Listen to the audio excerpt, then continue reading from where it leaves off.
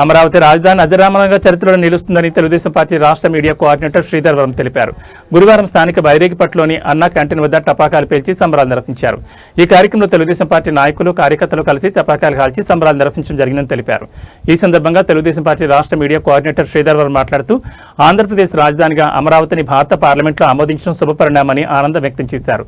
రాజధానికి భూములిచ్చిన రైతుల త్యాగాలు చరిత్రలో సువర్ణాక్షరాలతో నిలిచిపోతాయన్నారు.